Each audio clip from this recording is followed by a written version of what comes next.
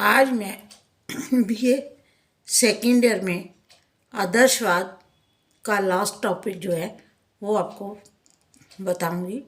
इससे पहले मैंने आपको बताया था कि आदर्शवाद क्या है, आदर्शवाद के क्या तत्व हैं, शिक्षा में आदर्शवाद के उद्देश्य क्या हैं, शिक्षण नीतियाँ, शिक्षण पद्धति, पाठ्यक्रम, इसके बारे में मैंने आप लोगों को जानकारी दी थी। आज मैं आपको बताऊंगी शिक्षक तथा आदर्शवाद। शिक्षक तथा आदर्शवाद क्या है? शिक्षक तथा आदर्शवाद आदर्शवाद के अनुसार जो है शिक्षक का स्थान जो है शिक्षण प्रक्रिया में सबसे ऊपर है।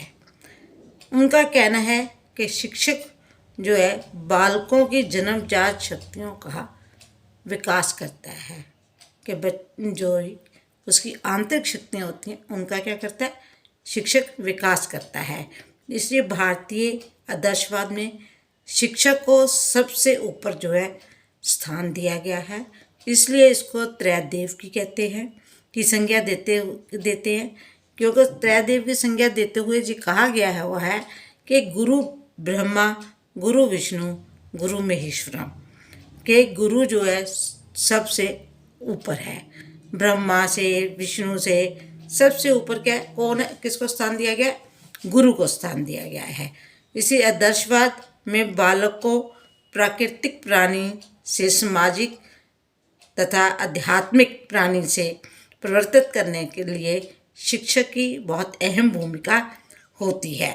इसे आदर्शवादी जो है शिक्षा को शिक्षक केंद्रित शिक्षा की संज्ञा भी देते हैं। जो आदर्शवादी हैं जो वो क्या कहते हैं, वो शिक्षा में को जो है शिक्षक केंद्रित शिक्षा की संज्ञा देते हैं। इसके बाद आता है विद्यार्थी तथा आदर्शवाद। आदर्शवाद के अनुसार छात्र का स्थान गौण स्थान माना जाता है। इसमें छात्र एक आध्यात्मिक प्राणी के रूप में जो है काम करता है।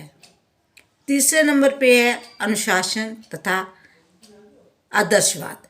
आदर्शवादी जो है विचारधारा के अनुसार शिक्षा में अनुशासन के कठोर पक्षपाती थे। शिक्षा में जो है आदर्शवादी जो थे अनुशासन के कठोर पक्षपाती थे।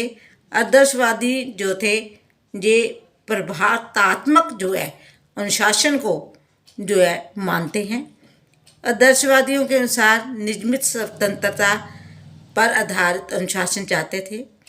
उनके अनुसार जिसमें छात्र में जो है ऐसा अनुशासन होना चाहिए जिसमें छात्रों में नम्रता और उनके अंदर नैतिक गुणों का जो है विकास हो सके। इसलिए वो कठोर अनुशासन के पक्षपाती जो है माने जाते हैं।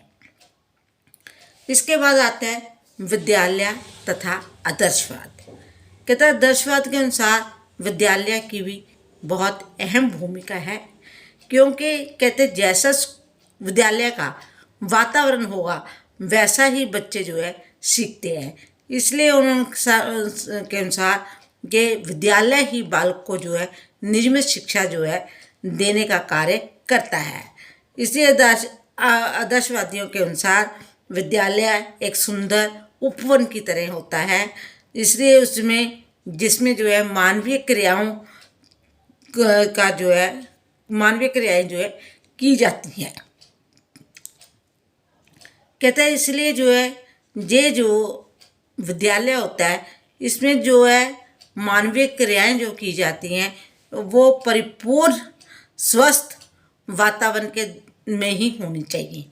इसलिए कहते हैं कि विद्यालय जो है एक बाग के रूप में होता है, जिसमें जैसे बाग को सींचा जाता है, माली उसको पेड़ पौधों को बना के बाग बना, उसी तरह बच्चों को भी हम अच्छे जो है वातावरण में जो है क्रियाएँ मानवीय क्रियाएँ करके बच्चे को जो है शिक्षित करते हैं।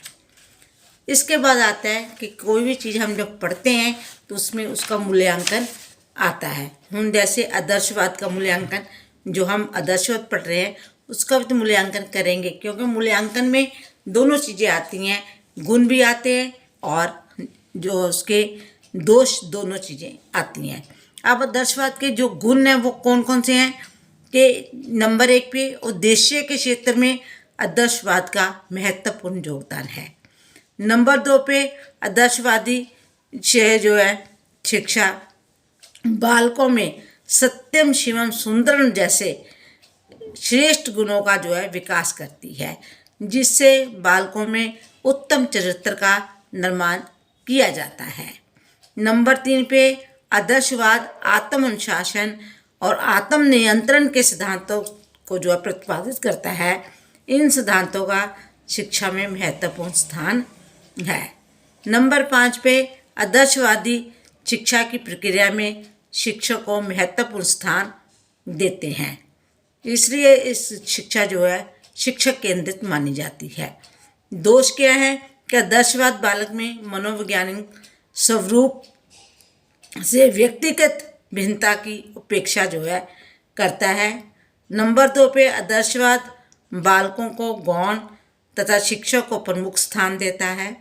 नंबर 3 आदर्शवाद विचारधारा पाठ्यक्रम में मानवीय विषयों को महत्वपूर्ण स्थान दिया गया है और वैज्ञानिक विषयों को जो है आज के युग में अव्यवहारिक जो है गौण स्थान जो है देती है, क्योंकि उनके अनुसार आज युग में जो है अव्यवहारिकता ज़्यादा है।